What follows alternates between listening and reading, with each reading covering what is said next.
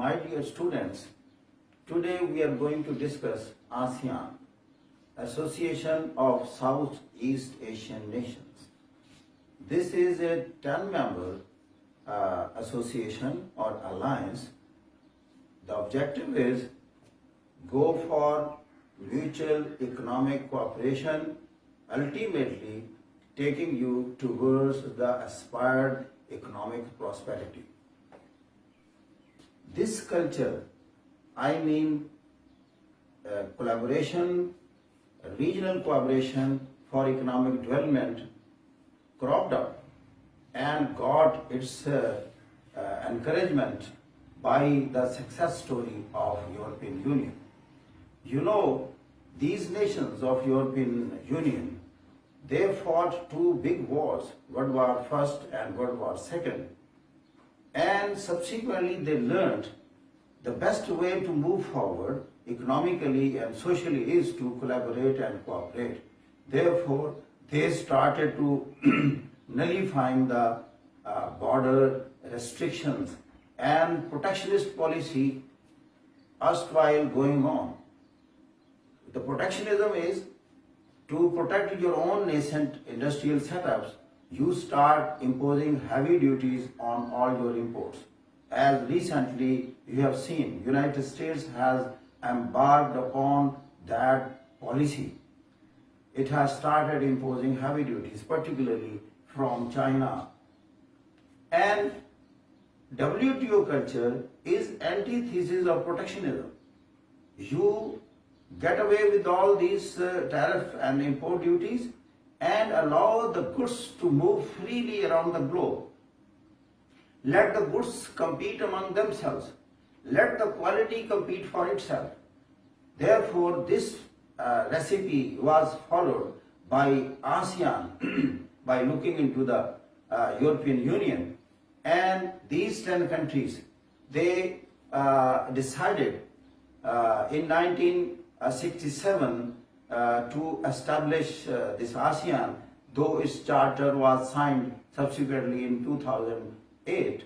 These 10 countries are Myanmar, Laos, Cambodia, Thailand, Malaysia, Singapore, Indonesia, Vietnam, Philippines, Brunei. These are the 10 countries. I'm going to draw the map so that you may see where it is located and how they collaborated. The most important point was for this collaboration, or the hindrance or the stumbling block, was there were certain internal disputes. They first decided we will not discuss these internal disputes or the rifts already with us, which must not act as a bottleneck towards the progress of this alliance.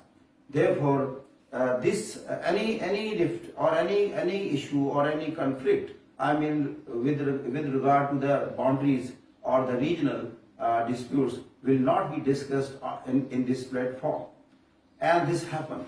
And this basically was the main cause this alliance is moving forward. And when we consider this point, you can very easily judge that why SAARC has not taken off up till now.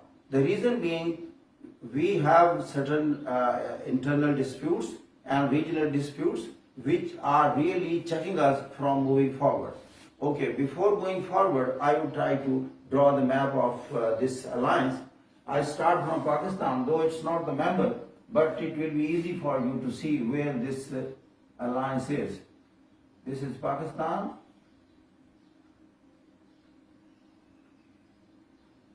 Kashmir over here, India, and now we are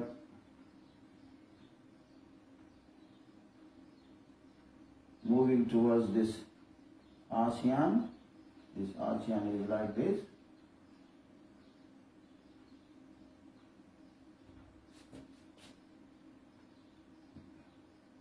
You know, this is Bangladesh.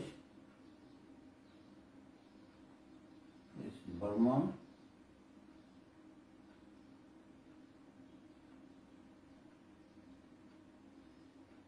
This is Thailand.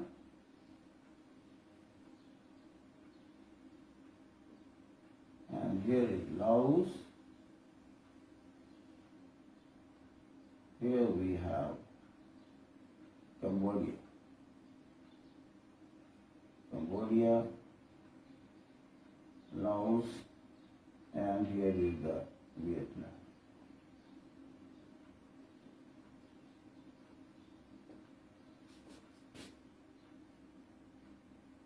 This is Malaysia,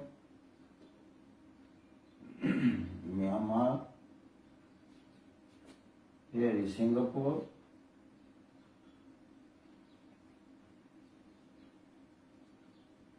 and you know this is all Indonesia.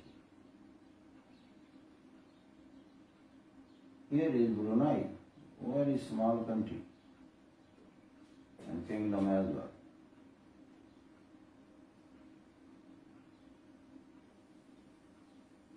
Indonesia, and here you can see this is Australia,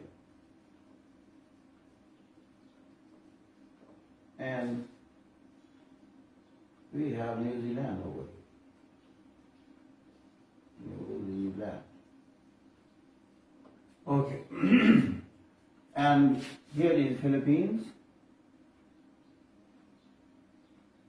These are also islands.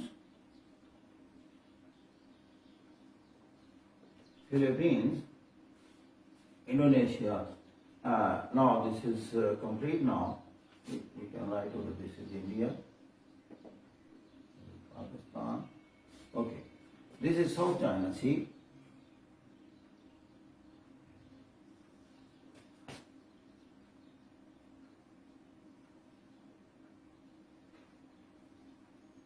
South China Sea. And this is Korea. And here is Japan.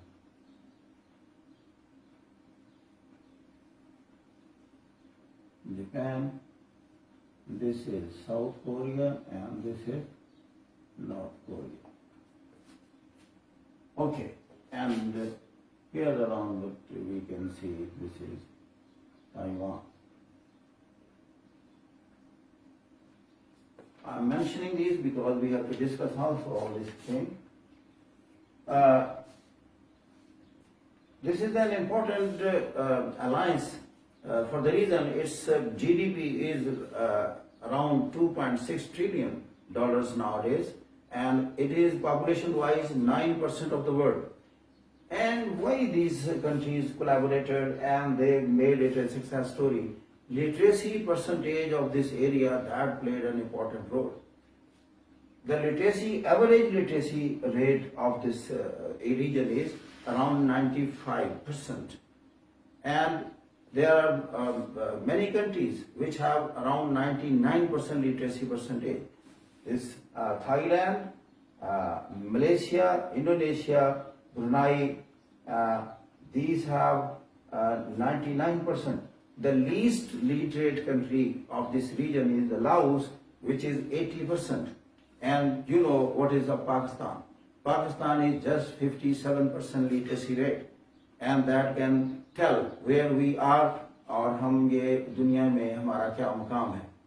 अगर हम female education देखें तो वो 50 से भी नीचे आ जाती है figure, because we are against not that much encouraged to send our girls particularly to the education institutions and take them even higher.